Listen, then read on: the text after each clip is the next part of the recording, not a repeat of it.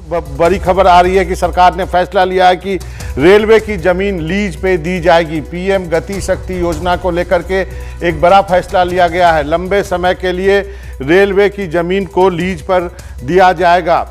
ये एक बड़ा फैसला है। अब 35 साल के लिए लीज पर दिया जा सकता है। द लाइव टीवी, सच सबसे आगे। नमस्कार, मैं हूं रंजीत झा और आप देख रहे हैं द लाइव टीवी। प्रधानमंत्री नरेंद्र मोदी की नेतृत्व वाली यह भाजपा सरकार देश की तमाम सरकारी संपत्तियों को बेच देने पर आमदा है और इसके लिए एक के बाद एक नई योजना लाई जा रही है और कैबिनेट में बैठक कर नए नए प्रस्ताव पर मुहर लगाए जा रहे हैं। आज एक बार फिर से नरेंद्र मोदी की अध्यक्षता में केंद्रीय कैबिनेट की बैठक हुई, जहां पर यह निर्णय लिया गया कि देश की एक और संपत्ति को उद्योगपतियों के हवाले कर दिया जाना है। आपको जो जानकारी देने जा रहे हैं वह जानकारी यह है कि रेलवे की जमीन को अब 5 साल के लिए नहीं 35 साल के लिए लीज पर दिया जाएगा। और 35 साल के लिए लीज पर कौन लेंगे? जाहिर तौर पर यह रास्ता अडानी और अंबानी के लिए ही बनाया जा रहा है। जैसे ही यह घोषणा की गई है उसके बाद से यह चर्चा तेज हो गई है। क्या देश में अडानी के लिए ही तमाम सरकारी संपत्तियों को बेचा जा रहा है, उनके लिए ही रास्ते बनाए जा रहे हैं? यह सवाल इसलिए भी जरूरी हो जाता है क्योंकि आप जानेंगे तो हैरान रह जाएंगे, देश के एयरपोर्ट और फिर पोर्ट यानी हवाई अड्डा और बंदरगाह दोनों पर मैक्सिमम पर अडानी का कब्जा है। अब रेलवे में भी दस्तक होगी क्योंकि यहां पर जो 35 साल के लिए लीज की बात कही जा रही है इसमें पीपीपी मॉडल को अपनाया जाएगा। प्राइवेट पब्लिक पार्टनरशिप जिसको कहते हैं, उसके आधार पर यहां काम होगा। तो जो प्राइवेट प्लेयर हैं उसकी एंट्री हो जाएगी, तो अडानी की एंट्री स्वाभाविक तौर पर होगी। और इसको लेकर जो जानकारी दी गई है, अनुराग ठाकुर केंद्रीय मंत्री हैं, उन्होंने जानकारी दी कि 300 कार्गो टर्मिनल बनाए जाएंगे और इसमें 1.25 लाख लोगों के रोजगार की भी बात कही गई है।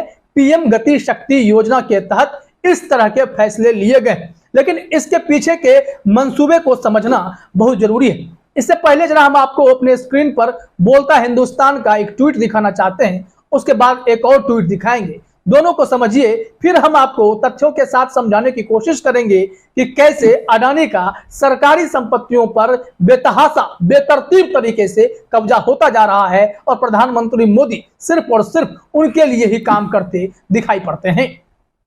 बोलता हिंदुस्तान ने जो ट्वीट किया है उसके मुताबिक अब 35 साल के लिए रेलवे की जमीन लीज पर देगी मोदी सरकार। क्या अंबानी अडानी के लिए रास्ते खोल रही सरकार? जाहिर तौर पर जब राहुल गांधी यह आरोप लगाते हैं कि प्रधानमंत्री मोदी पर 2 उद्योगपतियों का कब्जा है, मीडिया संस्थानों पर 2 उद्योगपतियों का कब्जा है और जो बाकी जो संस्थान बचते हैं, जो इंफ्रास्ट्रक्चर है, उस पर बीजेपी ने कैप्चर कर रखा है। अब इससे आप अंदाजा लगाइए कि जो यह आरोप लग रहे हैं यह आरोप बेबुनियाद थोड़े ना है, क्योंकि इसमें यह तैयारी चल रही है कि रेलवे के ट्रैक को भी आने वाले समय में प्राइवेट कर दिया जाएगा। यह भी खबरें आई कि रेलवे के बहुत ही चालाकी से 1.5 लाख से अधिक पदों को खत्म कर दिया गया। जो ग्रुप सी ग्रुप डी के निचले स्तर के पद थे उन तमाम सरकारी पदों को खत्म कर दिया गया। यह जानकारी दी गई कि जो रेलवे के रिजर्वेशन काउंटर होते हैं, उसके अलावा जो पूछताछ काउंटर होता है और तमाम तरह के सफाई की व्यवस्था की जो बात होती है, इससे धीरे धीरे ठेके पर दिए जाने लगे हैं, जो पहले कभी रेलवे के पास हुआ करते थे। यानी कि बहुत ही चालाकी से धीरे धीरे चीजों को, सरकारी संपत्तियों को प्राइवेट प्लेयर्स के हाथों में सौंप दिया जा रहा है। कहीं छोटे प्लेयर हैं, लेकिन जहां जहां बड़ी जरूरत है वहां पर बड़े प्लेयर की एंट्री हो रही है। और देश में बड़े प्लेयर के रूप में 2 ही नाम अब जाने जाते हैं, अडानी या अंबानी। अडानी तो सबसे अधिक 2014 के बाद जिसकी संपत्ति सबसे अधिक बढ़ी, दुनिया में तीसरा अरबपति रिचेस्ट पर्सन बन गया, वो गौतम अडानी है। और गौतम अडानी की मदद किसने की? जाहिर तौर पर दुनिया कहती है कि प्रधानमंत्री नरेंद्र मोदी की सरकार ने अडानी को फलने फूलने दिया, देश की संपत्ति पर कब्जा करने दिया। तभी तो आज जब रेलवे की जमीन 35 साल के लिए लीज पर दी जाने लगी है, तो जाहिर तौर पर इसमें बड़े प्लेयर की एंट्री होगी, तो अडानी का कब्जा जरूर होगा। इसी संबंध में देखिए रणविजय सिंह ने क्या ट्वीट किया है जब केंद्रीय कैबिनेट का यह फैसला हुआ है कि रेलवे की जमीन लीज पर दी जाएगी। उन्होंने लिखा है 2 खबरें। मोदी सरकार ने रेलवे की जमीन को लीज पर देने का समय बढ़ा दिया। पहले केवल 5 साल तक जमीन दी जाती थी, अब 35 साल के लिए दी जाएगी। अडानी ग्रुप का प्लान है कि अगले 3 साल में 2000 किलोमीटर रेल ट्रैक का काम लेना है। यानी अगले 3 साल में 2000 किलोमीटर रेल ट्रैक का। मैंने कहा कि रेलवे ट्रैक भी प्राइवेट हो जाएंगे। जब अडानी की एंट्री होगी तो प्राइवेट लाइंस बिछाने की तैयारी होगी, प्राइवेट ट्रेन चलाने की तो बात चलती ही है, लेकिन यहां पर आप देखेंगे रेल ट्रैक पर भी प्राइवेट प्लेयर का कब्जा हो जाएगा।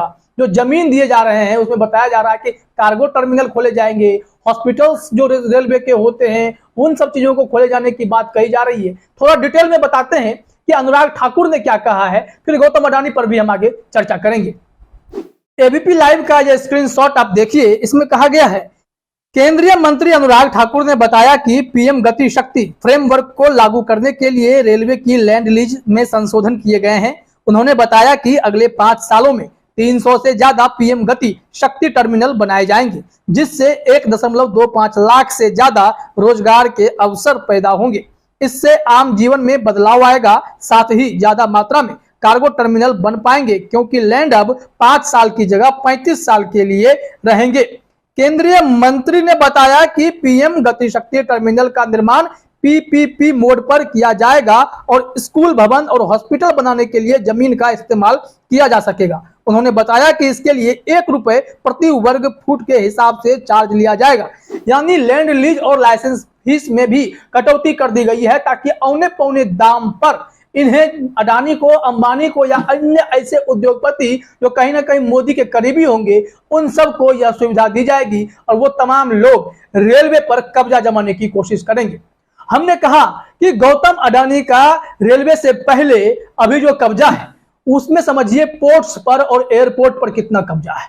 सबसे पहले पोर्ट की बात करते हैं। पोर्ट के बारे में बताया गया है कि हाल ही में मार्च के महीने में बंगाल में एक बंदरगाह पर सबसे अधिक बोली लगाकर अडानी ने उस पर कब्जा जमाया। इसके साथ ही साथ यह भी कहा गया कि 24% देश के बंदरगाह पर अब अडानी का कब्जा है। अडानी के नियंत्रण में यह बंदरगाह चल रहा है। अब आप नव भारत टाइम्स का इसी से संबंधित स्क्रीनशॉट देख सकते हैं। इसमें यह लिखा गया है APSEZ जो कि अडानी की कंपनी है ने 2 दशक से भी कम समय में अधिग्रहण, निर्माण एवं विकास के जरिए देश के कई बंदरगाहों को अपने नियंत्रण में लिया है। देश की करीब 24% बंदरगाह क्षमता अब अडानी समूह के पास है। यानी अडानी का यहाँ पर कब्जा बढ़ता जा रहा है। 24% पर अगर कब्जा है तो बाकी लोगों की सोच लीजिए। लेकिन गौतम अडानी जिस रफ्तार से सीढ़ियां चढ़ रहे हैं, पोर्ट पे कब्जा है ये। अब देखिए कि एयरपोर्ट पर कितना बड़ा कब्जा है। नवभारत टाइम्स का यह स्क्रीनशॉट आप देख सकते हैं। इसमें भी यही बताया गया है कि भारत में कितने हवाई अड्डों का प्रबंधन देख रही है गौतम अडानी की कंपनी। सरकार ने संसद में दी यह जानकारी, मतलब पार्लियामेंट में जो ऑथेंटिक जवाब दिया गया है वो देखिए। इसमें बताया गया है कि भारतीय विमानपत्तन प्राधिकरण AAI ने अभी तक 8 हवाई अड्डों को सार्वजनिक निजी भागीदारी यानी PPP के तहत परिचालन, प्रबंधन और विकास की खातिर पट्टे पर दिया है। इनमें से 7 हवाई अड्डों का प्रबंधन मैसर्स अडानी एंटरप्राइजेज लिमिटेड द्वारा किया जाता है। इस कंपनी के मालिक गौतम अडानी है। यह बात सरकार ने सोमवार को संसद में कही। नागर विमानन राज्य मंत्री VK सिंह ने एक सवाल के लिखित जवाब में राज्यसभा में यह जानकारी दी है। यानी 7 हवाई अड्डा, 8 में से 7 पर अडानी का कब्जा, पोर्ट में 24%। अब जब रेलवे में PPP को लागू किया जा रहा है, जब यहां पर 5 साल की जगह 35 साल के लिए जमीन लीज पर दे दिया जाएगा, तो इससे आप समझ सकते हैं कि अगर मोदी जी की सत्ता चली भी जाती है तो एक बार इन्होंने जमीन पर कब्जा किया तो 35 साल के लिए इनसे लीज कौन छीनेगा। यानी 35 साल में ये कहां से क्या करेंगे कौन जानता है। तभी तो यह कहा जा रहा है देश की तमाम सरकारी संपत्तियों को बड़ी चालाकी से बेचा जा रहा है और इसमें प्राइवेट प्लेयर्स की एंट्री हो रही है। खास करके 2 बड़े उद्योगपतियों की एंट्री हो रही है जो कहीं ना कहीं प्रधानमंत्री मोदी पर भी कब्जा किए हुए हैं। ऐसा आरोप राहुल गांधी भी लगाते रहे। फिलहाल यह बड़ी खबर है कि रेलवे की जमीन अब 5 साल की जगह 35 साल के लिए लीज पर दी जाएगी, जिसमें PPP का फॉर्मूला यूज होगा और प्राइवेट प्लेयर्स इस जमीन का उपयोग कर सकेंगे। फिलहाल इस वीडियो में इतना ही। आप सभी का हमसे जुड़ने के लिए बहुत बहुत धन्यवाद। द लाइव टीवी, सच सबसे आगे।